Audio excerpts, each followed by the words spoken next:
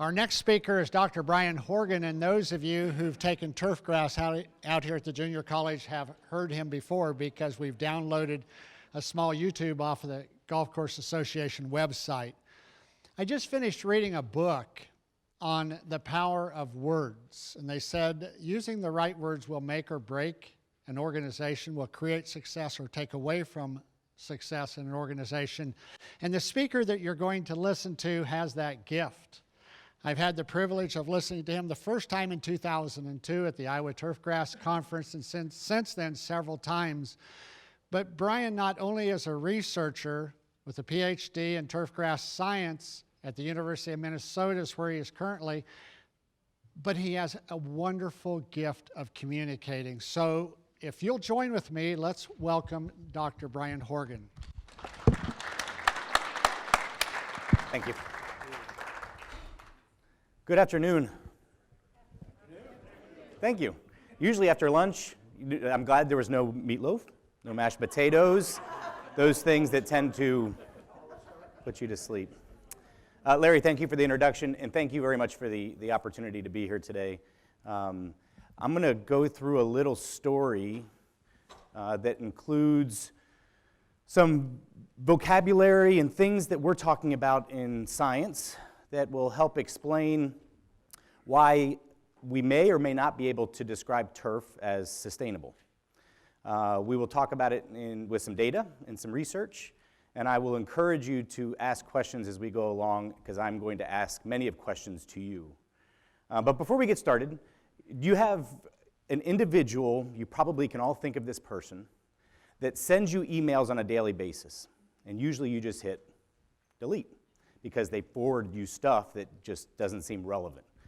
So I've got that guy in northern Minnesota, and he just sends me stuff, and I usually just hit delete. Well, one time the title of the email came up and it said, cold is a relative thing. I'm like, from Minnesota.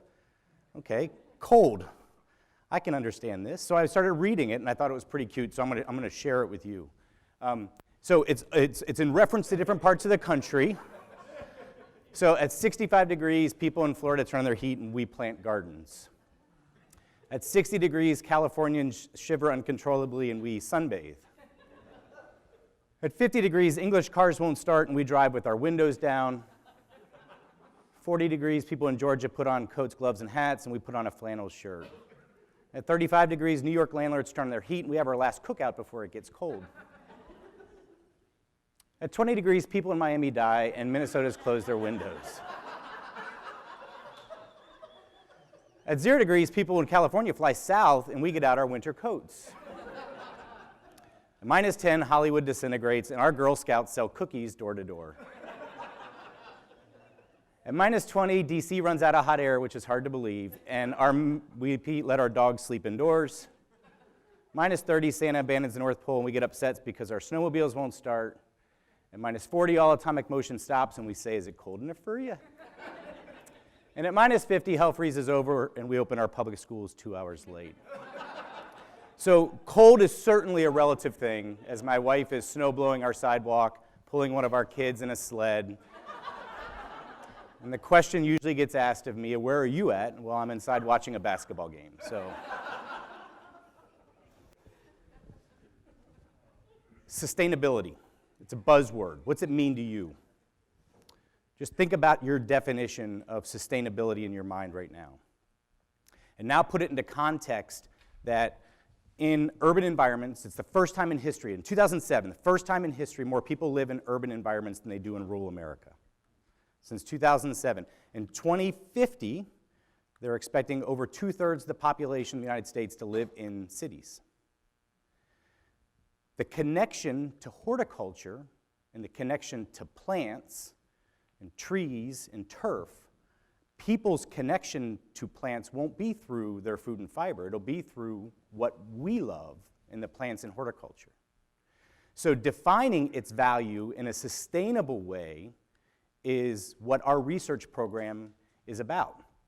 So we talk about these values in terms of services that the ecosystem can provide. So if you look at this picture, and you look at the turf grass that exists in that picture, What service is that turf grass providing the surrounding environment? Heat reduction?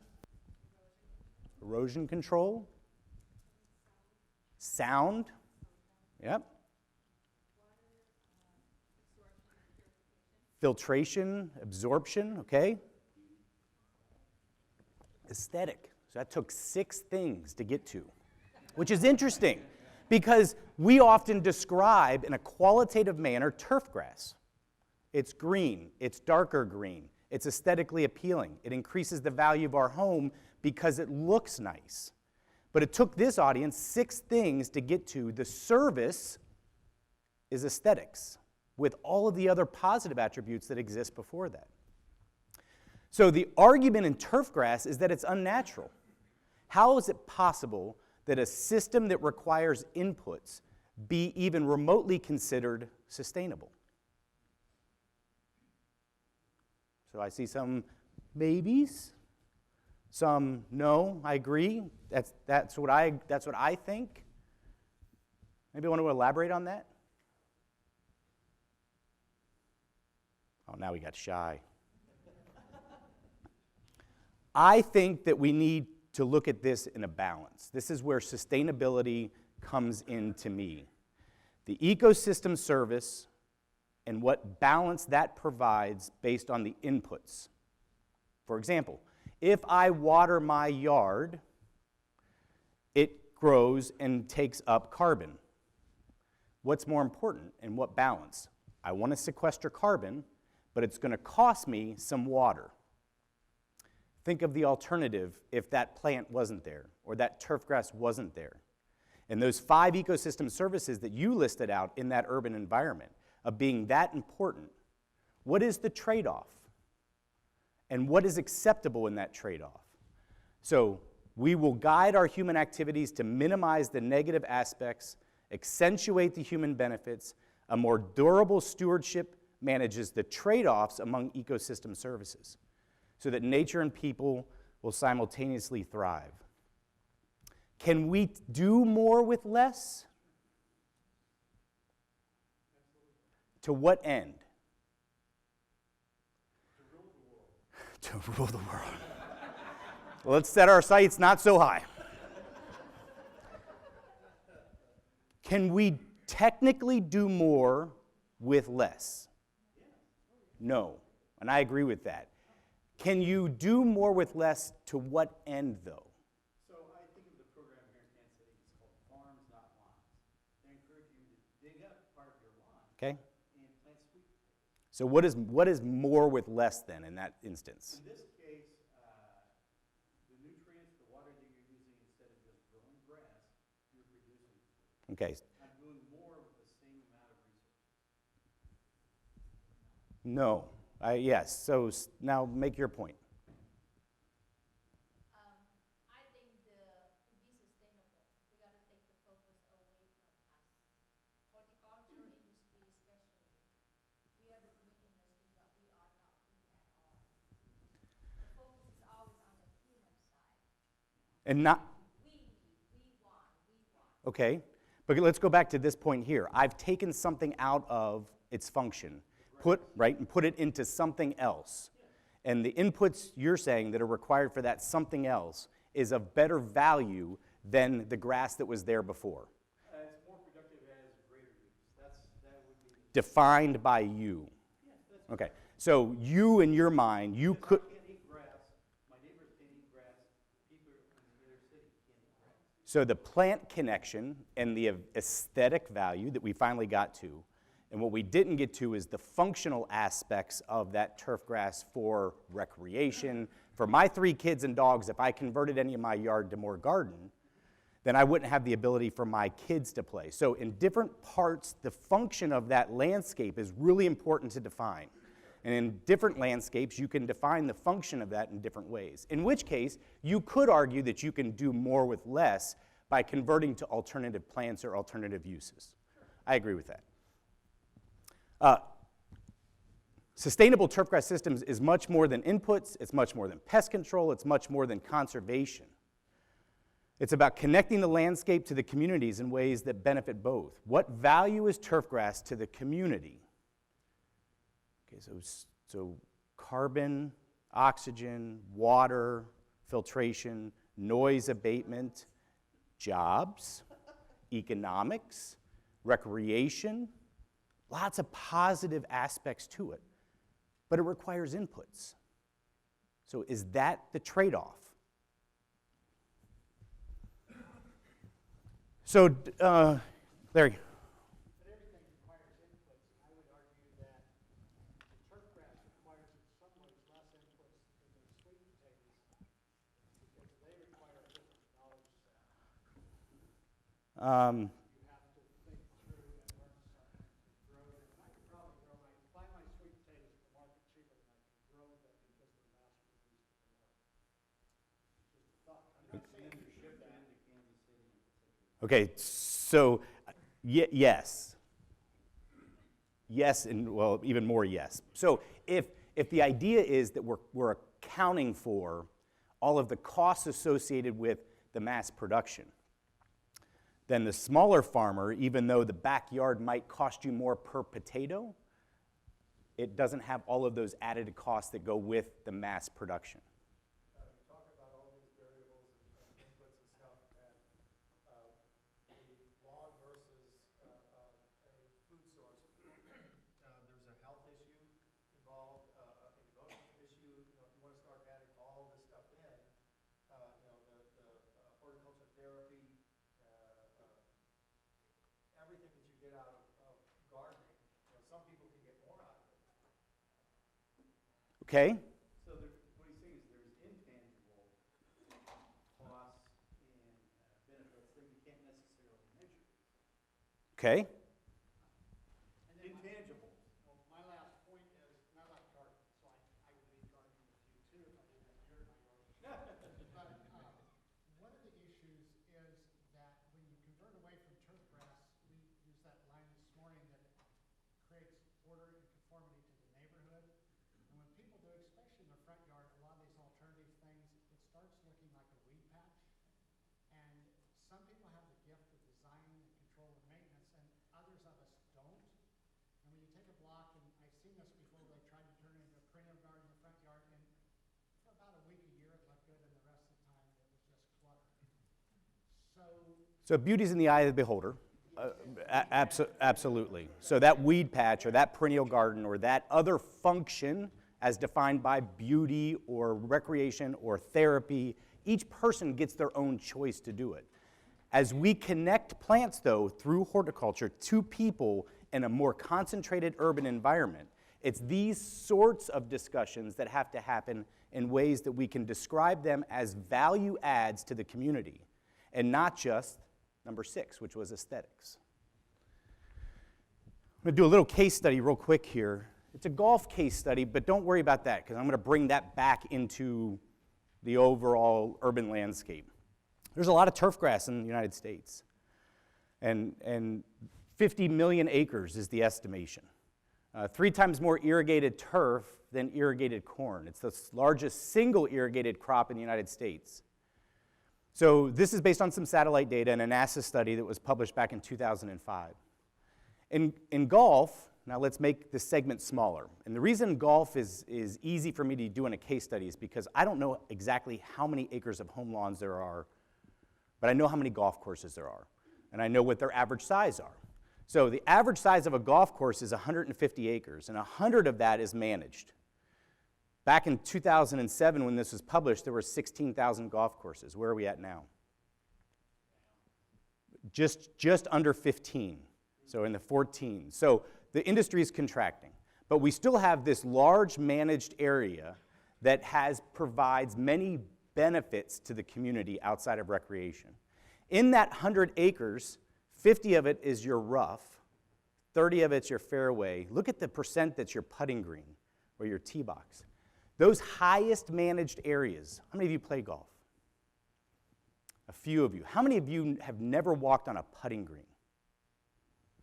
One or a few of you. Now, so I'm going to encourage you to do it. It's an amazing feat by the standpoint that you're mowing something at less than 1,000th of an inch and it's functioning, it's working at less than 1,000th of an inch, take your shoes off and go walk on a putting green someday. It's a great thing to do. But when people talk about the maintenance required of a golf course, they tend to focus in on 3% of the overall area. Okay, so I'm going to put it into perspective on water now. Different parts of the United States have different amounts of water that are used by the golf industry. This is the average annual water use on an 18-hole golf course by region. So in the transition zone right here, the average golf course uses 25.7 million gallons of water. Is that a lot? It's what? Relative to what? Okay, so different, yeah, Southwest, they use 150 million gallons of water. Is that a lot? Okay, so perspective. The total amount of water used by the golf industry is 762 billion gallons of water. Now it's a lot. Now we've got lots of zeros after that. So 3/4 of a trillion gallons of water. How much is that of non-potable? Less than 5%. In average, the United States, we use 408 billion gallons of water a day as a population. 137 billion gallons of water a day are used for irrigation in the United States. So golf accounts for 0.5% of the total amount of potable water, or 1.6% of the overall irrigation. Does golf have value enough in your minds and in mine to justify 1.6% of the irrigation water used? Sure, because you like to play golf. In the urban landscape, how many 150-acre green spaces exist? Rhetorical. Go on, not many, but it's still kind of, go onto Google Earth, zoom into a city center, and then start to look at where you see large green spaces. And zoom a little bit further, and more times than not, it's going to be a golf course. So you like it because you play it, and it's a sport. But what value does that 150 acres, that greenscape, provide to that urban environment?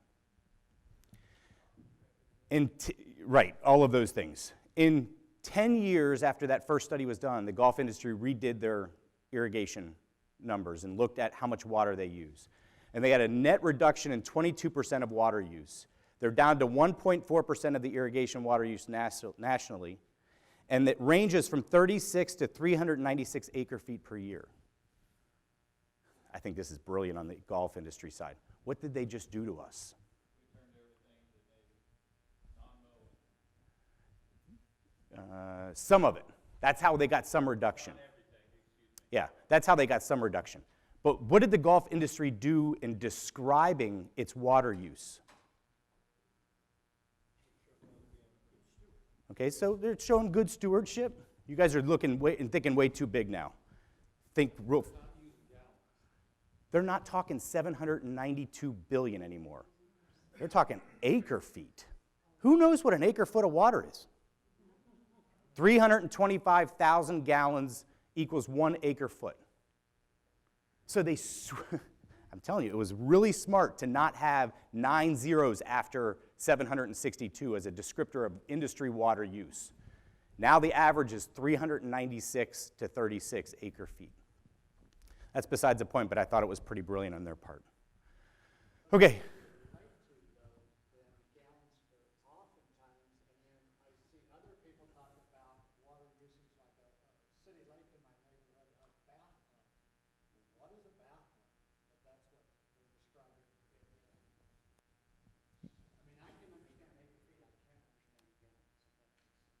Yeah, and that does make sense, especially coming from a more agronomic background as yourself.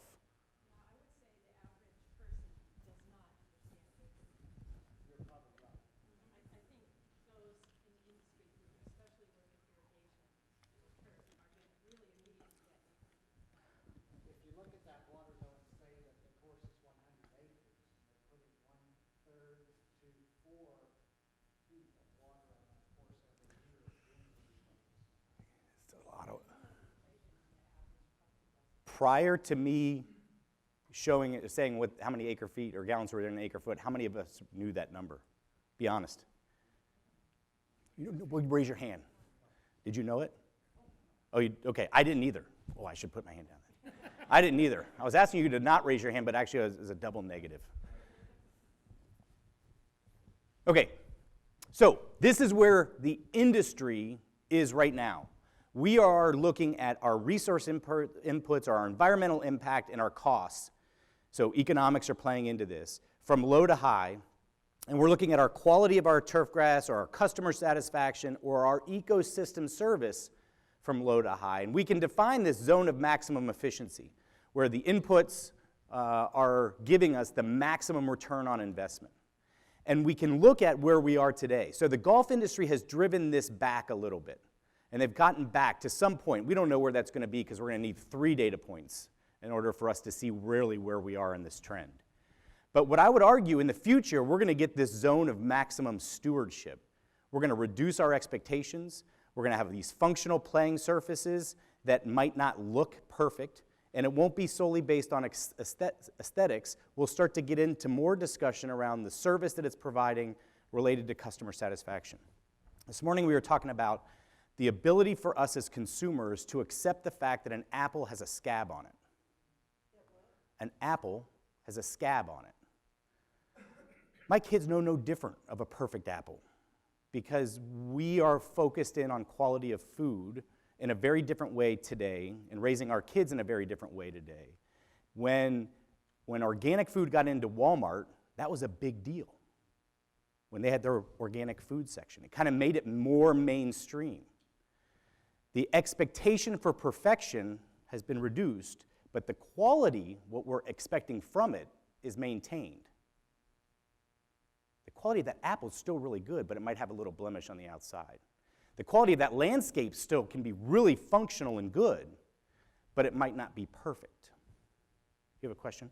I have a question as far as, it's easy to pick out the golf courses, you know, and say, look at what they're doing and all of this. And I'm sure that decreasing the amount of water decreases the amount of money spent and your members are happier because it's not going up and all. But what about all of the homeowners and their irrigation systems and what effect that has? These are controlled environments, the turf and all at a golf course. There's no control at all. These are our most educated turf managers. Right. These golf course superintendents spend, I just got back from a conference in California, and there were 15,000 golf representatives there taking 4 days of education. They do that every year. So you're exactly right. You have the public who never bothers to change their timing, and in the thunderstorm, they're Whose role is that? Whose responsibility is that, and how do we do it? Who is it? The state, the neighborhood, you know, it's like Well, no, I'm people that install it. I'm looking at everybody right now. It's all of us around in this room. It is our responsibility. When was the last op-ed you wrote for your newspaper about the value of the horticulture industry or the value of your landscape? Well, you know, another point I want to make is people would never put in home sprinklers to save their lives or their children's lives, but they'll put it in their lawn. I think that there's some kind of Oh, you mean for inside their home? inside their home Yeah. to, you know, prevent. I'm just saying Yeah. it seems that it's just totally out of control. How much do you pay for water? Pardon me? How much do you pay for water? In your community, you pay $4 per 1,000 gallons, okay? Kansas City, Missouri, it's tripled over the last 20 years. And still, on average, are you more than $1,000 a year in water costs? Oh, no. No. You are? You have a golf course in your backyard? But A, my rates are very high. Okay. And B, my wife likes bluegrass, Okay. which is not a good grass. It requires some, you know what's interesting about bluegrass?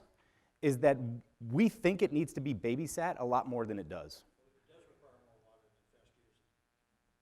It has better drought avoidance than fescue does. You can let it go into semi-dormancy in the summer months when water use is its highest. No, I'm saying, this is what, you can have a green yard. Yes, you can paint it. No, I'm serious. I'm a turf guy, for God. No, I talked to Larry about this already today. This is not, I mean, it's kind of funny, but you go out to the desert. Go out to the desert right now and look at the golf industry out there, or the homeowners that have Bermuda grass or zoysia grass or another seashore paspalum that is in dormancy right now. And it's all painted. So they're not overseeding anymore. You know what the water cost average is in the desert for these golf courses? They're spending between $750 and $1.5 million a year to irrigate their golf course. I can go to every golf club in Kansas City today, and I can tell them that their water costs are going to go up to $1 million tomorrow, and you will not have a single golf course that can afford that. Not a single golf course. Here's another scary thing about water. The American Water Works Association puts the liability of potable water delivery systems, okay, so how you get access to water delivery in urban environments, the pipes that are below ground. And in the mid-Atlantic region of the United States, there is really old pipes in the ground with leakage rates exceeding 50%. 50% never reach its end user. The liability for that is over $1 trillion. The American Water Works Association advocates for true replacement cost of water. The true replacement cost of water mimics your liter that you buy at the airport, $4 a liter. In order to support the infrastructure upgrades to stop 50% of the water from never reaching its end user. So, bluegrass, your wife loves it. I will say, with all due respect, I'm not worried about your wife. I'm looking beyond you and your wife at how resource conservation can be drawn into the equation and defining landscape value in a very different way. Okay, what time do I go till? Because I think I've got a ton of material that I'm never going to get to. I got 20 minutes? Okay. We'll bring it back. Okay. We our research program, University of Minnesota, 2 faculty, 4 research scientists, 2 postdocs, 5 graduate students. We look at our research in a very systematic way. It's iterative, it's baby steps, but we're looking at long-term trends and trying to identify strategies, and we do that through breeding and genetics. We do that through identifying water conservation, water quality. We look at carbon and its impact, and then we talk about the management practices that impact all of these things. We do this at a research center, lots of different projects that go on. You guys have seen research centers if you've gone to Kansas State and looked at their facilities, or up in Missouri and looked at their facilities. Lots of different things go on. We're pretty proud of the stuff that we have going on here. We recently just got this grant. It's talking about the scab, apple scab, being acceptable. Looking at native pollinators and ways in which we can attract them to the landscape. Now we've switched the bluegrass to something that is flowering more frequently. And we're trying to find that right mix of different plant materials that can still function in the lawn as a landscape, but do so with an added benefit or ecosystem service, which is the attraction of the native pollinators. So, breeding and genetics. Some questions. Does darker green color indicate a better turf grass? Can we breed for the perfect grass? What traits are most important in developing a more sustainable landscape? Just start throwing out for the last question up there. What traits are most important for us to develop a more sustainable, not sustainable, a more sustainable landscape? If you could have a slower growing grass, if you mow, that would be. So you're looking at the fuel, labor. Yeah, all the emissions coming Nitrous oxide, NOx, stuff that's coming out of the lawnmower, okay? Drought tolerance, deeper roots, drought avoidance. So more attractants, more blooms, more flowers. Better sequestering? Okay, so, but all plants sequester, right? That really sucked up the carbon, okay? Pollution tolerance. Talk more.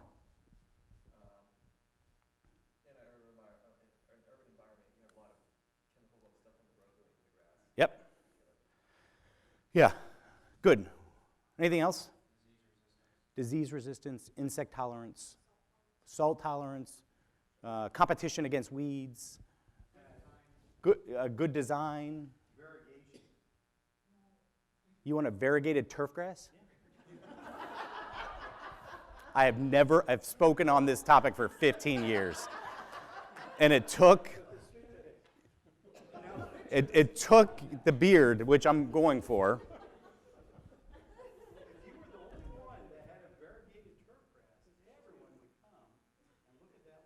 And it would have to be wear tolerant because they'd want to go out there, right?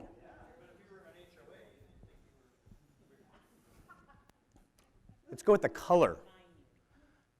Color. Which grass up there do you think looks best?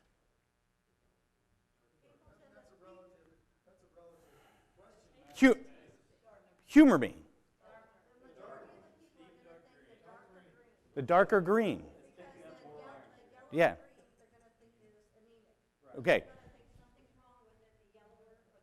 So had I shown you this picture without these right here, and the whole thing was this color right here, what would your response be? Was that darker green?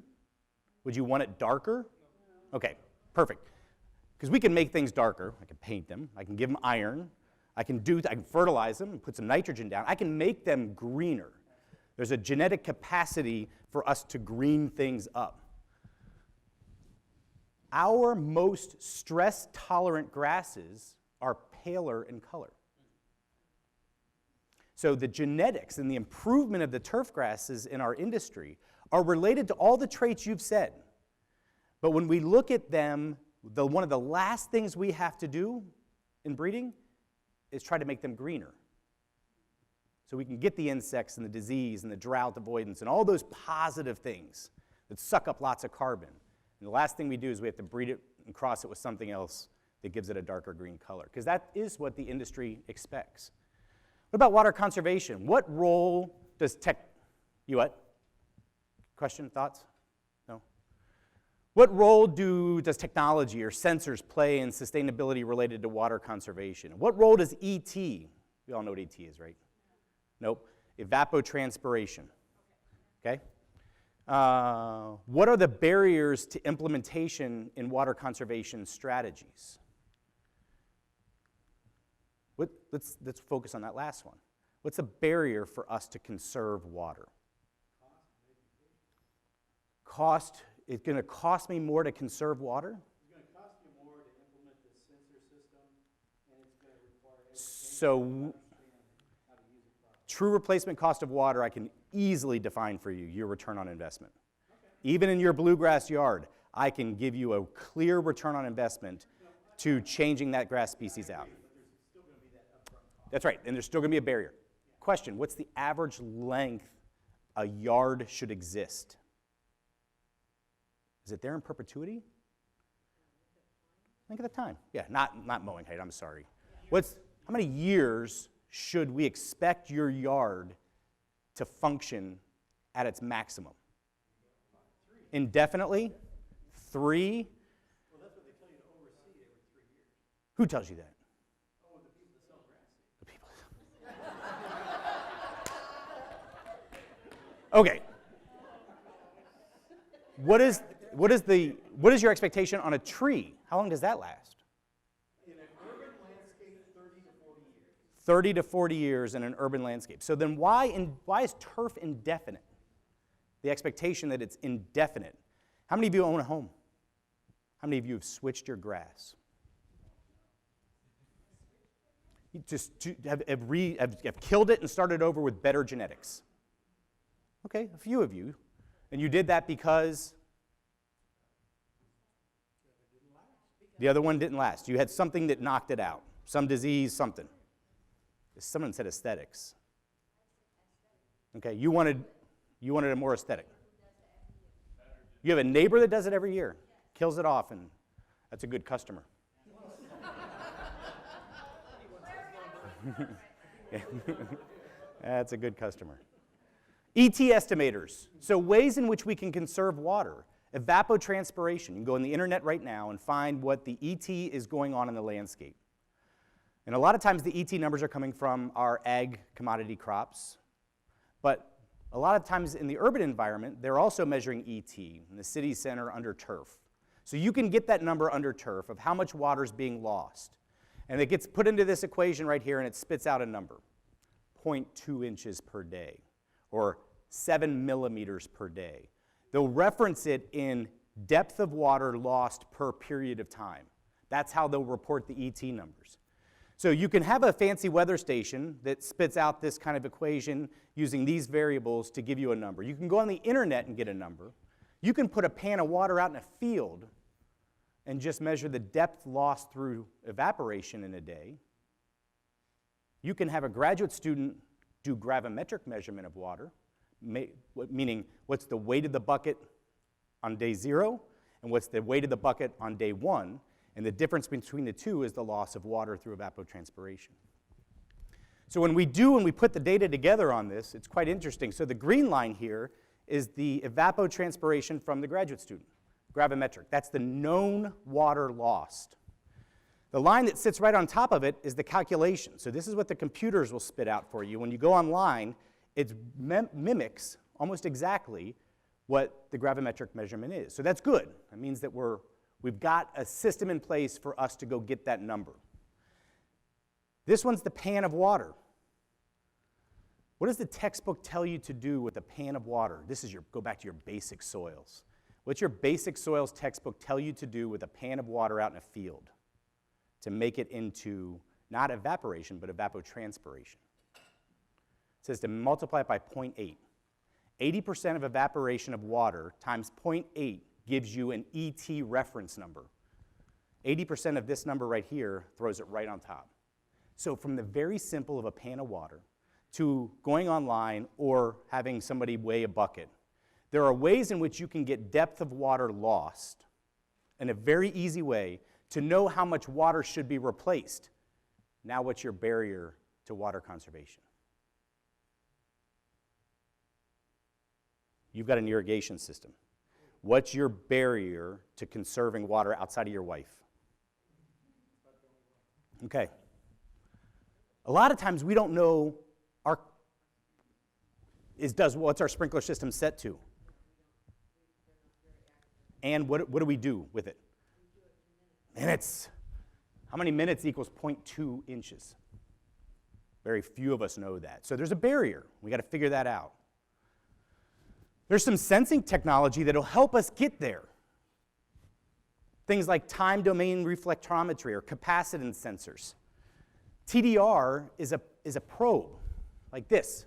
You stick it in the ground and it measures the volumetric water content of the soil. It tells you 30%, 10%, 50%. So it tells you how much water is there and available to the plant. Or you can bury these things in the ground. The story behind how this works is the power industry would send an electrical impulse down a power line and look for a break. The time it took for that electrical impulse to bounce back because of the break was correlated to distance in that the person had to drive down the power line to find the break in the power line. Throw the same technology in the ground. Throw electrical impulse back. How much water's in there is correlated back to how long it takes for that electrical impulse to come back to the probe. Really simple technology. But this allows us now to look below ground. So we've got ET above ground. We know some barriers to entry. We've got this thing that looks down below ground, and now I've got a volume of water that's available to the plant. You can go and look and get graphs that look like this. They make them a lot nicer looking for the consumer. But look at this. This is 100% water replacement. I'm replacing 100% of what's being lost through ET, and I'm measuring that with these little sensors in the ground. And I'm measuring that at 2, 4, and 6-inch depth. And on this graph over here, I'm replacing 80% of the water at 2, 4, and 6-inch depth. Look at the 2-inch depth, compare the two lines. Which one is a more conservation-minded treatment, and why?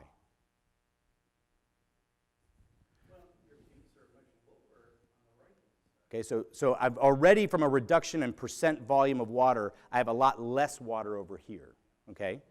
Look at the trend lines that I had drawn in there. What's the trend line on 100% replacement of water? So should I be adding more to the system? Or should I be looking for something that's flat or actually declining? You would want something that's actually flat or declining. So it's deficit irrigation. You're expecting Mother Nature to recharge your system at some point. So why should you be applying 100% of what's being lost when you know that at some frequency you're going to get a rainfall event to recharge that system? Conservation mindset. This little thing here, you can go around and take data points, walk around your yard, and it'll spit out, like these athletic fields here, different looks of how much water are in different places. So you can see where rainfall events happen and where irrigation events happen, and you can look at it by depth. So you can see where your rooting depth is and how rooting depth changes during the time of the year. Now go to barriers in the market for us to conserve water. As consumers and homeowners, Celeste, I wish we could get to the homeowner market just as much as you, but think about if I show a homeowner this, or I expect them to look at rooting depth of their yard in order to conserve water, I've lost them, right? So let's throw a drone into the equation. I mean, why not, right? So we've got aerial drones, we've got drones that can go and drive across the ground, and they calculate or they look at the reflectance of light from the surface. And they measure this thing called an NDVI, which is an index of near-infrared light and red light. And the greener the grass, the higher the number is, approaching 1. And the browner the grass, the lower the number, approaching 0. So we get this index between 0 and 1, and we do that by measuring the light reflected from the surface back up. And so there's these little handheld things, and there's things you can put on the ground, or there's these things here that you can mount and just kind of study. And so this is very research-based. But people have started to adopt these and start to put these on their utility vehicles. They drive across their athletic fields, and they end up with pictures that look like this. So they're starting to see plant and turf health in a very different way. So what is the impact of this red area in the surrounding field? What do you think is happening there? Well, if the index is much lower, it's a browner area. It could even be bare soil at this point. So from a management perspective, resource conservation, less mowing, why do I treat this whole field the same when my emphasis should be on these areas where the plant health is different than the surrounding spot? So we're starting to define these micro units in which we manage, not being uniform across everything. Toro even built this thing that gets pulled behind your Workman, and you go out and drive across a golf course. And so it's measuring the light reflectance here, but what's also cool is this is an actuating arm, and it measures every 6 feet the density of your soil and the volumetric water content of your soil. So you end up looking at a soccer field here with the compaction along the sidelines, and in the center of the field, this goal mouth here, where do you think the parking lot is? Parking lot's up here. So they tend to, the closest spot for the players to get to the first goal, the other team has to run down to this end. Anyway, you look at this, and then you look at soil moisture, and this all can be transferred onto one another. Okay, so soil moisture and compaction, look at the response and the difference and the similarities. And now look at health and turf stress and superimpose those on top of it. We're starting to get and have technology available to us that takes the consumer out of the equation. It allows us to plug in these sensors to communicate back to your irrigation controller so that I don't have to worry about the conversion of time to depth. Everybody's wireless. The world is wireless, right? So why can't I get an ET number that sends that back to my controller that now talks to the drone that's coming from a satellite. You follow me here? Innovation in our industry is happening, and it's happening quick. The consumer is going to be adopting or having access to adopt these things in ways that we never had access to. So you can take all of this and then define the ecosystem service that is from the research, from the data. Watering with less makes plants stronger. Simple statements. Technology can yield more efficient water applications. Remote sensing can detect water stress. Just simple ways to describe the landscape and the inputs required and how they provide service back to the surrounding community. What about water quality? We've got these rainfall simulators and these runoff facilities at our research center. So we can simulate rainfall events, whatever frequency storm we want, 100-year frequency, 10-year frequency. We can change droplet size.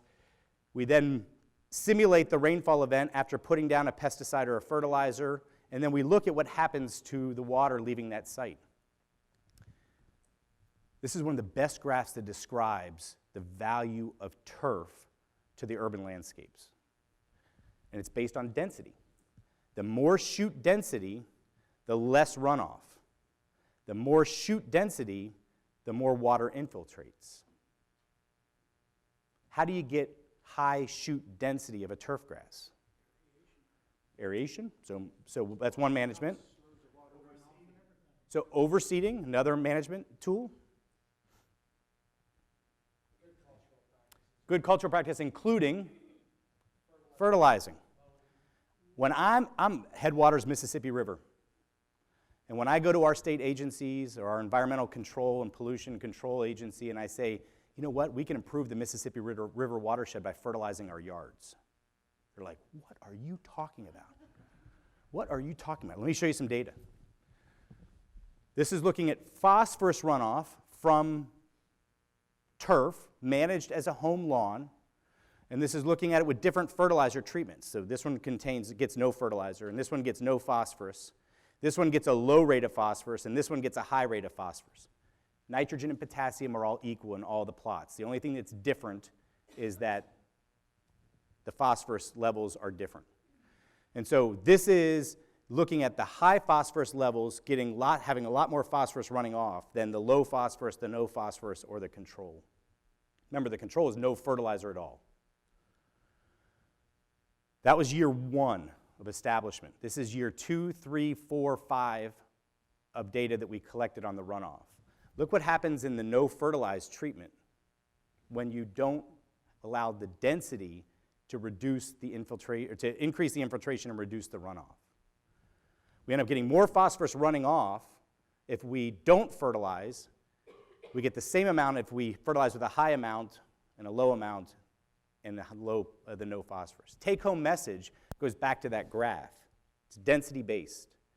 More dense plants, properly fertilized lawns actually can improve water quality. What about management strategies? You said aeration. There's different aeration strategies. One is just punches a hole straight in the ground. One pulls a core from the ground. Let's compare those two. Hollow tine aeration to solid tine aeration. So this one pulls the core to the surface. This one just punches a hole down to create air pockets for things to grow. Hypothesis. Which one is going to cause more nutrient runoff? Hollow tine, because I'm exposing soil, and what's on the soil? Nutrients, right? Cation exchange capacity, things are on that soil. That was my hypothesis. We totally proved that wrong. Solid tine aeration, this is hydrographs, cumulative volume of water running off of those plots. Solid tine versus hollow tine. At 2 days after the aerification, and even at 63 days after the aerification, we still had a 10% reduction in total volume of water running off. What's going on with this? Density, exactly. If I'm pushing something straight down, am I changing the bulk density of the soil? No, I'm actually compacting it in a way along those channels. Versus removing a core, I'm actually changing the bulk density and increasing the ability of that turf grass to infiltrate water. Si- In addition, you're working with woodgrass, so you get patch buildup because the rhizomes are not sitting all the time, and that the open time you bring them to soil up, you get better thatch degradation. All of that kind of fits into it, Larry, absolutely. Even with the nutrient loss, comparing hollow tine to solid tine, it's all about following the volume of water at this point. So in the 10 years of runoff research that we've done related to water quality, it's all about volume of water. The more water that leaves your site, the more stuff that's in it. Was that solid time, excuse me, was that solid time the vertebrae? No, it was not a vertebrae. It was a half-inch solid tine, the same as, so I wasn't going 12 inches deep, I wasn't earthquaking anything, it was just same principle as the hollow tine. Did you all do the vertebrae? We have not done that work yet. No. Okay, defining ecosystem service, and then I'm at the end. Right? Turf grasses reduce water runoff. Okay? Turf grass reduces nutrient runoff. Management strategies impact water quality. Proper fertilization improves surface water quality. Proper fertilization. We finally got the Minnesota Pollution Control Agency to recognize turf in their TMDLs. You guys familiar with TMDLs? Total maximum daily loading of nutrients and pesticides. Each community is required to come up with a strategy to reduce how much stuff leaves their community. And they have to report to the feds, based on the Federal Clean Water Act, of how much they're doing. And we got turf to be recognized as a value add to the urban landscape because of its filtration of water. Define the ecosystem service. What value does it bring to the community? Engage the community in the greenscape itself, and recognize the fact that we're going to get to a point where the connection of plants to people in our urban landscapes is going to be around all the plants that we've been talking about today. I would love to go into more, because there's more up here, but I was only given 50 minutes. Questions?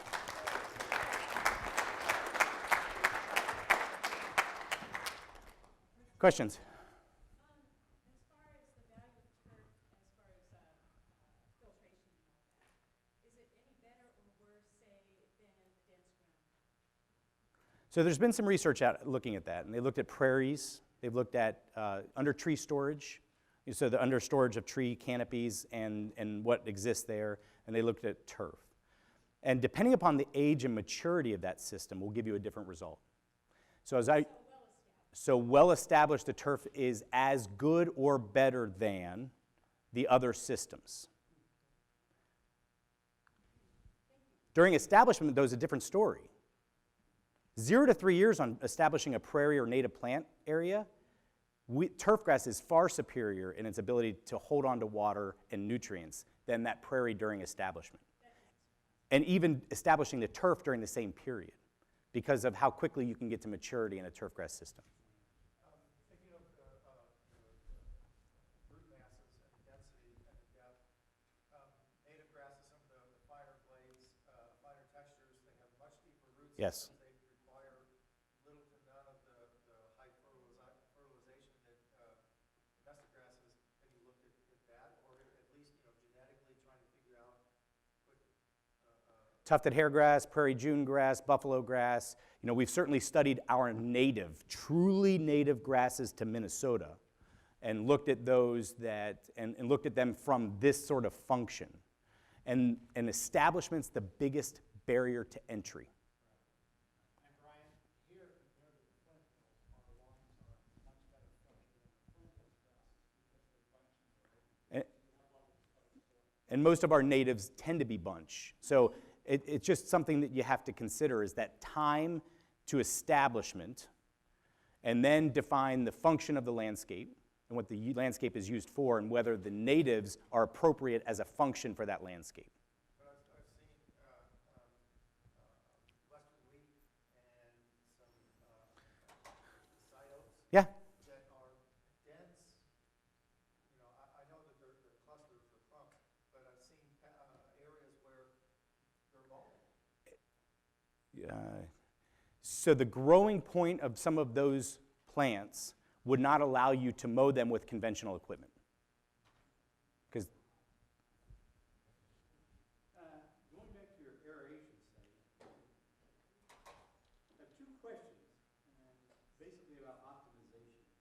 Is there an optimal diameter of the plug, number one?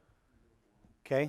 Two, is there an optimal period that you should aerate a section of turf? You're just asking loaded questions. No, I get your questions.